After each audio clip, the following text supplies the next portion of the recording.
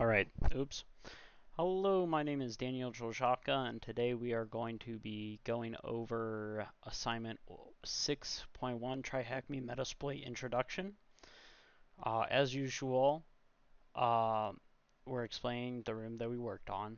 While showing each room you worked on, we're going to go provide the whole thing. But first off, this is pretty cool. I don't know, this is new to me. I don't know, maybe if I just clicked continue and I ignored it, but we got redeem our ticket, so oh, okay. Whoa, is that like a title? I briefly played Overwatch and they give you these stupid titles that you have to, I guess, go over the certain thing. It's like in Fortnite. It's been a while since I've played that, but you have to go over like level 100, and the higher you go, like I guess you get tiles or whatever. Anyways, okay, we don't want to go to the next room. We're going over this room. Okay, so we're gonna go over. We just completed it. It's freshly complete. So we're going over. While showing each room, we'll provide a walkthrough of the tools needed to complete this room. This is pretty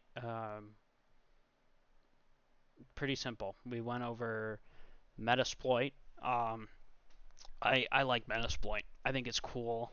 It sounds like the pro version is just crazy good because you could set up automation.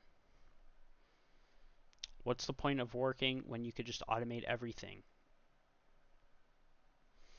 I think automation is pretty cool. Anyways, it goes over the main components, MSF console, modules, tools. It goes over like main, what an exploit, it's a piece of code, a piece of code that you could use for a vulnerability on that. A vulnerability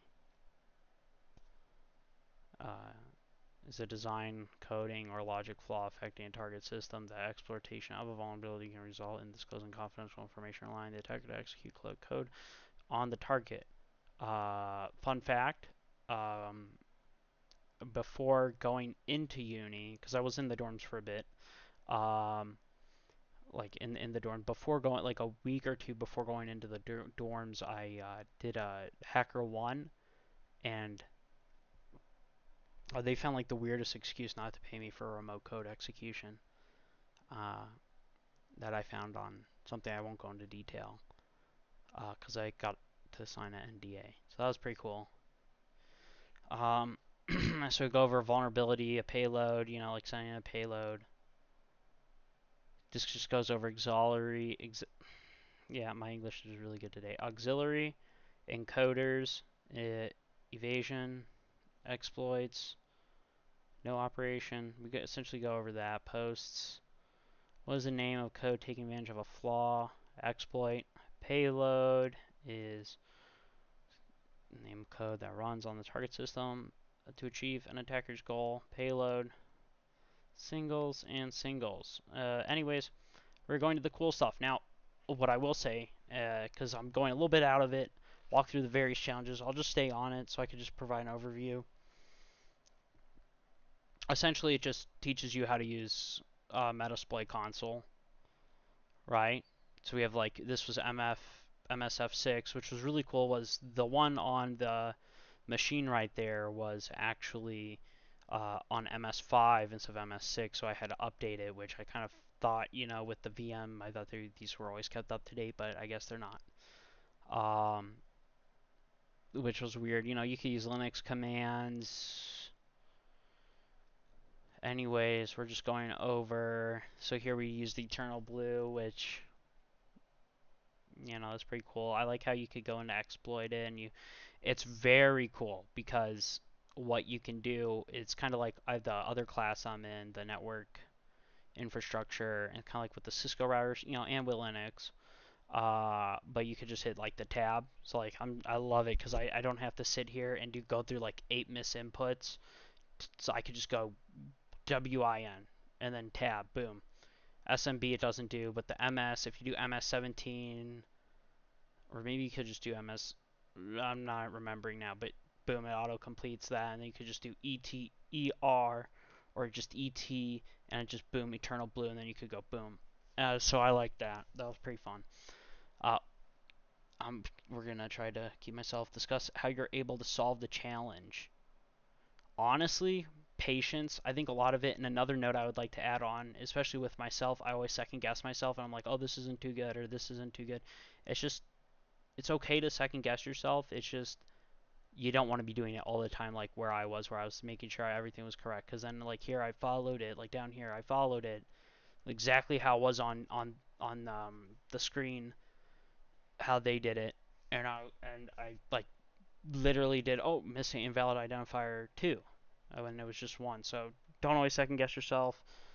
Just boom. If you're like if you're 100% sure, even if you're not 100% sure, like if you're wrong, just keep going for it, you know. Um, anyways, we went through this. We went through the MSF. They give you info. We're just going over it. Walk through various challenges. Honestly, challenges, flags. So let's go over the challenges and flags. How do you go to search for or like module related to Apache? Search Apache. Here you see they use the search. We would just use it. Search Apache. Uh, who was the inventor of auxiliary scanner? Was it in this one? No. Was it in this one? Yes. So here we go in. We do search auxiliary scanner SSA, and this one again. AUX tab. SCA tab. Yeah, I did the SSH, and then you could do the SSH login. I like it when they do that. And you can see who created it. Todd B. Todd's a pretty cool guy, I guess. Um, working on the modules. This just goes over like if you're in regular command prompt. Boom, regular command prompt. MSF6, that means you're in the Metasploit command prompt. Also, I guess, it goes by version because we were at 5. If you recall, I said earlier, I was in MSF5 because it didn't update, and now we're in MSF6. So let's say a context command prompt. So this is like when you're in the router, the Cisco router, and you do like en enable, your config, and then it's like config f in the left hand side. Um, boom, and this is when you're in the meter reader. I call it a meter reader because it just a meter reader, you know. And this is like if you're in the Windows, in the command prompt. You got show options. As you can see here, we went through it. I think it was over here, yeah. Here we go. See how we don't have a R host yet? They don't have a R host yet. Anyways, we go and we set the R host here to the value up here, the IP address 1099, 199.210. And I was kind of planning on bringing the water over because I do like to yap a lot. I am a yapper. Um, anyways, I'll just go over how we got. So, how would you do it? Set hosts, set G hosts to 1019s because we're setting it to this. So our host, if our host is not there, our host has to have an IP address. So we do 10.10.19. So boom. How do you set L port value to sit? So we could just, it's like set. How would you set it? Like it gives it to you right here. Set L port value 6666. What command would you use to clear payload? You would just do unset payload. Command you'd use to proceed with exploitation. It's literally in here, exploitation, exploit, because we use that right here. Use exploit because we're using an exploit. What command would you use to use an exploit? Boom. And a summary. Summary, as we've seen so far, this is just an agreement, and then we got those cool little tickets, the two tickets, and we clicked on them. It's like CS:GO. I had a friend that did the CS:GO box, and he opened up. We were on Discord just chilling. Boom, $1,000. I was like, what? Anyways, I don't partake in gambling because I never win. Um, I was yapping a lot because I found this to be very enjoyable. I like this one. This one so far has been my favorite one. Uh, so far has been my favorite one. Um, discuss how you were able to solve. Honestly, just listening, reading the material. Um, a lot of times when you're learning a new tool or learning anything in general, I like to do is listen first, then ask questions, because sometimes if I ask a question mid listening, it gets answered anyways. So I like to wait to the end.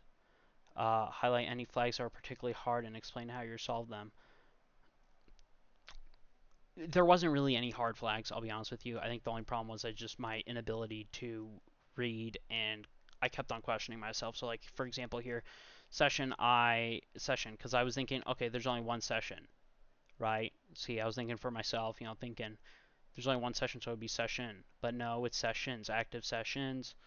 I go session, so why would I do that? Active sessions. So obviously we should have done sessions here.